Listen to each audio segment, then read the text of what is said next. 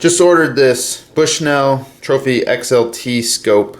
Bought it online, and unfortunately the box, it got shipped in a larger box, which was kind of dented. And then I noticed also here, so when you're getting something optics, electronics, you never like to see dented box. But so be it. Taking a look at the packaging here, I mean, everything looks alright. Yeah, a little bit of on the bag there.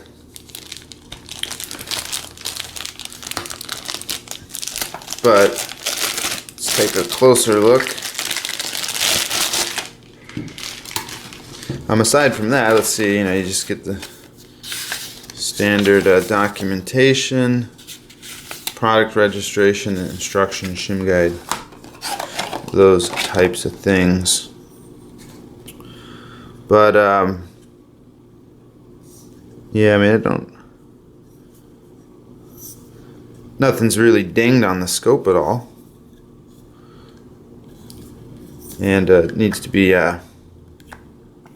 set anyways on the rifle. So it's the Mildot was the one I went with.